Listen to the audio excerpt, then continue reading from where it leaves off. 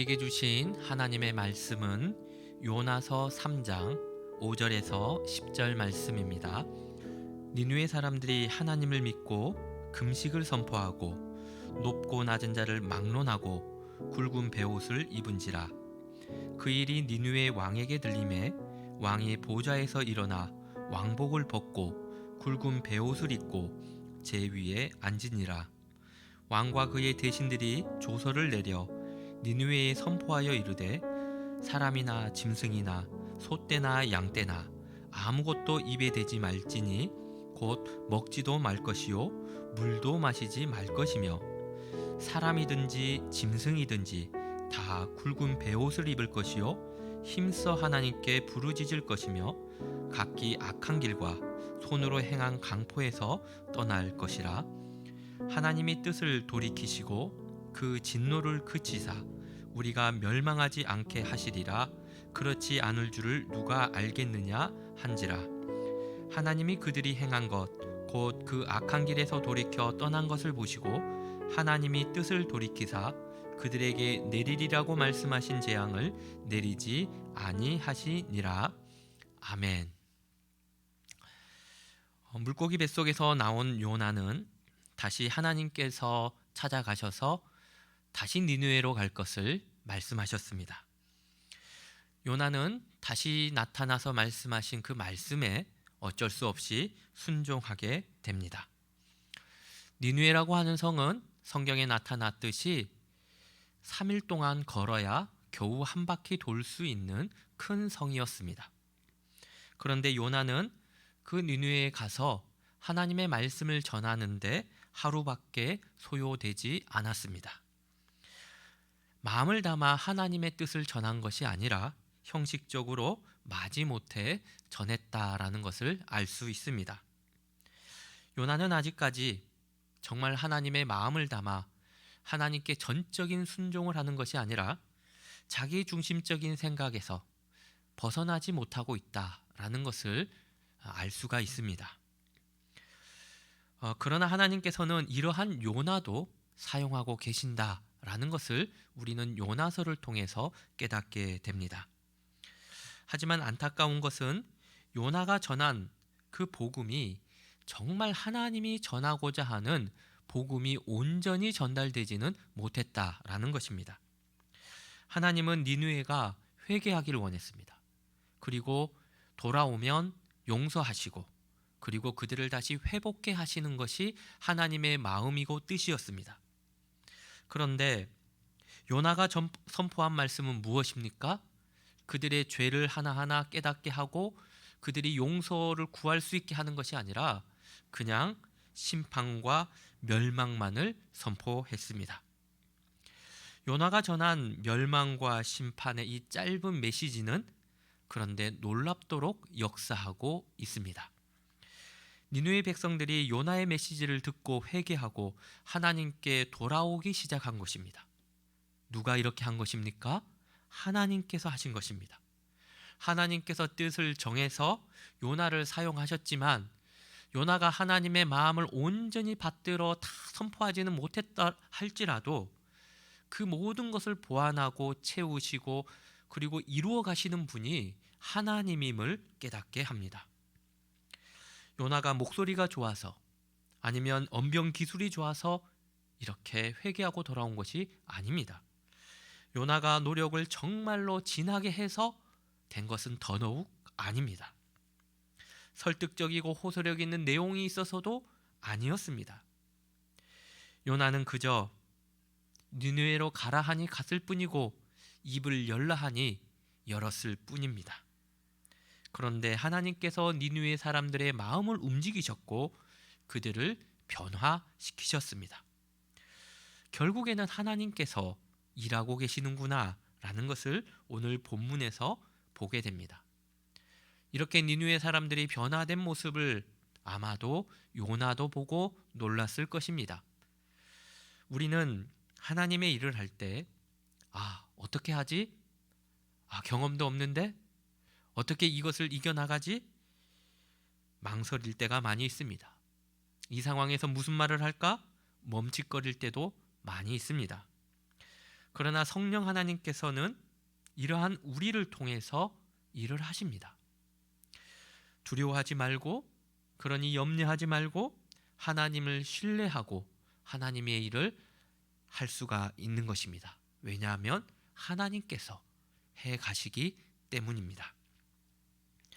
하나님은 하나님의 뜻 안에 있을 때 나의 실수도, 나의 부족함도, 나의 연약함도 다 사용하시는 줄 믿습니다.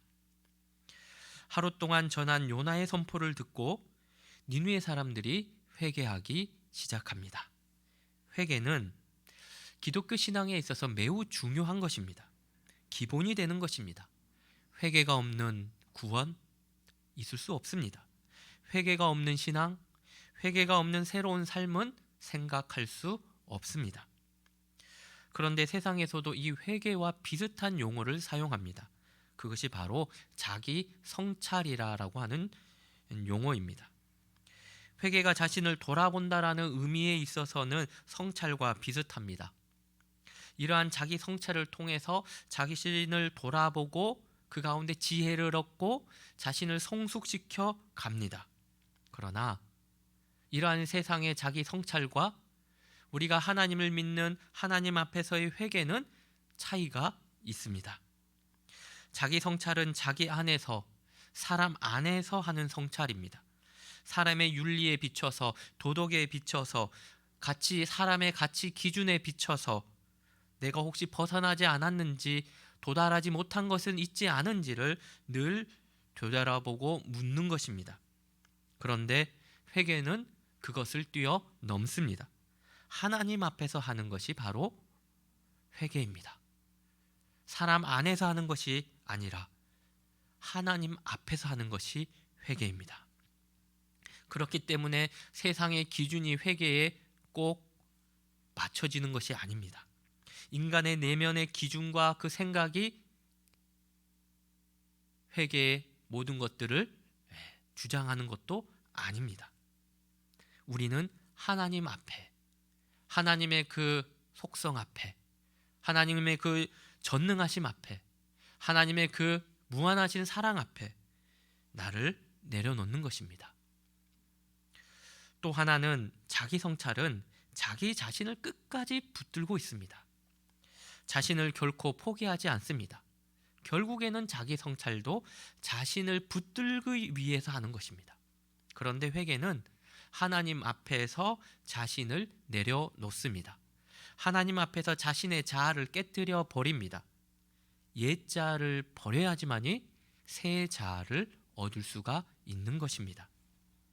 그러면 오늘 본문에 나오는 회개의 몇 가지 특징을 살펴보고자 합니다.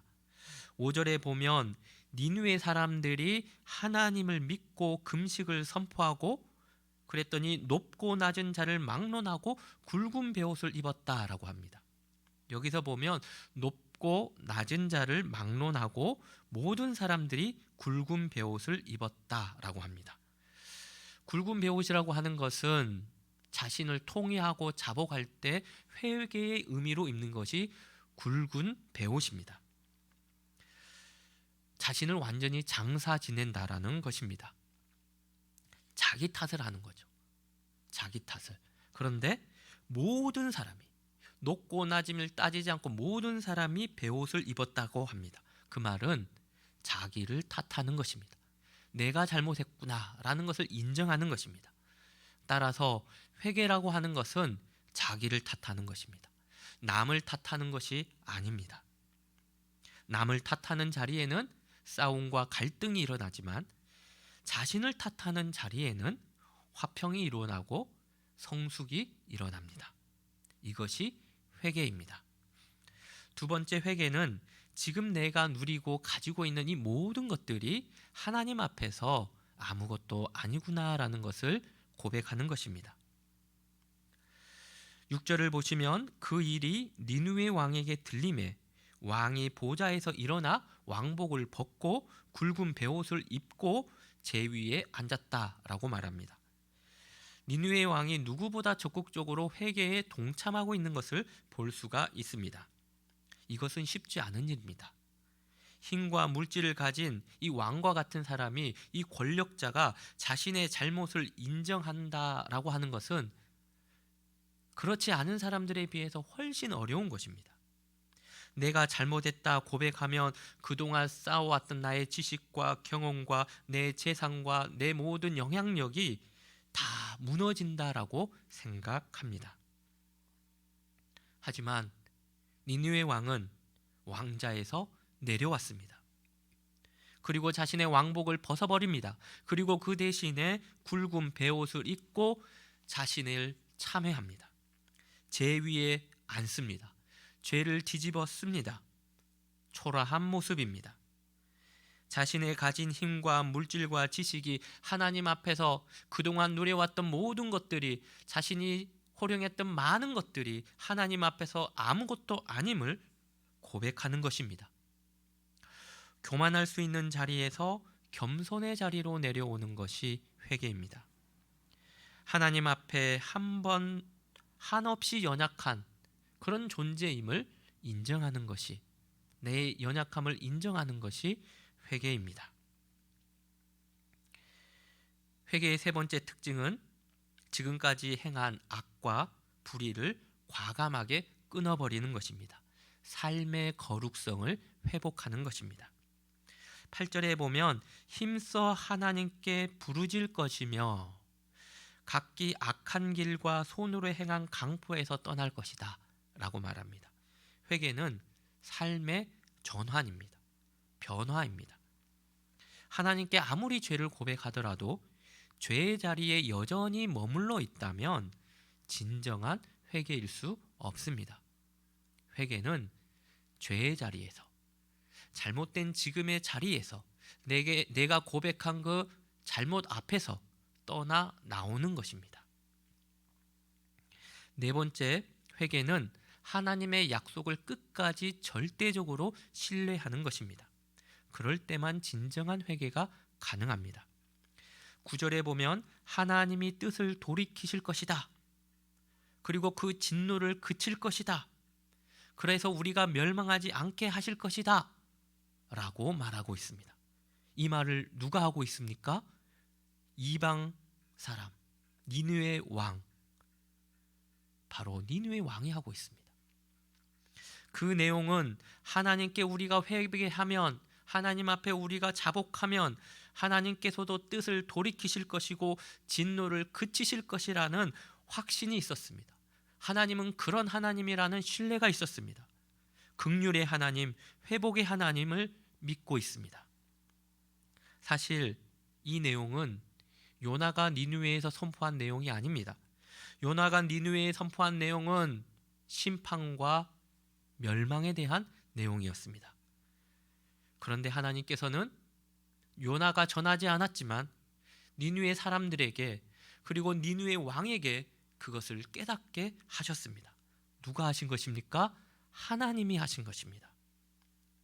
우리는 어떤 상황 속에서도 우리의 죄를 자백하고 진정으로 하나님 앞에 회개하면 용서하시고 회복하시는 하나님을 믿어야 합니다. 그렇기 때문에 회개는 하나님과의 관계를 회복시키는 놀라운 역사의 통로이고 우리가 다시 회복해 되는 복이 되는 것입니다. 회개를 통해서 우리는 옛자를 벗을 수가 있고 새 사람으로 거듭날 수가 있는 것입니다. 그런데 안타깝게도 많은 사람들은 회개를 거부합니다. 회개하는 순간 초라해진다고 생각합니다. 나의 형편없는 모습이 노출되는 것에 대해서 두려워합니다. 하지만 우리는 기억해야 합니다. 모든 인간은 하나님 앞에 죄인이라는 것을요. 창조주 하나님 앞에 모든 인간은 연약한 피조물이라는 것을요. 영원하신 하나님 앞에 우리의 인생은 아침 안개와 같이 잠시 있다가 사라질 존재라는 것을요. 그렇기에 그 하나님 앞에 우리의 자존심을 내려놓고 그리고 있는 모습 그대로 우리는 나아가야 하는 것입니다. 그게 회개의 첫발입니다. 주님 앞으로 나아오십시오. 남의 탓을 멈추고 이제 나를 돌아봅시다. 그리고 회개함으로 하나님의 긍휼과 회복의 역사 안에 들어오십시오. 하나님의 목적은 우리를 심판하시는 것이 아니라 우리를 회복시키시고 살리시는 것입니다. 기도하시겠습니다. 내 힘으로 살아왔던 지난날을 돌아봅니다. 세상의 기준으로 인정받는 것에 도취되어 하나님 앞에 나의 모습을 비춰보지 못한 지난날의 불신앙을 회개합니다. 문제가 있을 때 남의 탓을 하며 갈등을 일으켰던 지난날도 회개합니다. 주님, 용서하여 주시옵소서. 우리의 인생을 주님과 함께 다시 세우고 우리 가족과 공동체를 주님과 함께 다시 세울 수 있도록 도와주시옵소서. 우리의 옛사람을 벗어버리고 회개함으로 새 사람을 입게 하옵소서. 우리를 치유하시고 감싸 안아 주시옵소서. 우리 모두가 귀한 회개의 은총을 경험하게 하옵소서. 예수님의 이름으로 기도합니다. 아멘. 이 시간 너의 맘속에 하나님 사랑이 가득하기를 진심으로 기도해 간절히 소망해 하나님 사랑 가득하기를. 하나님은 너를 사랑해 얼마나 너를 사랑하시는지 너를 위해 저 별을 만들고 세상을 만들고 아들을 보냈네. 오래전부터 널 위해 준비된 하나님의 크신 사랑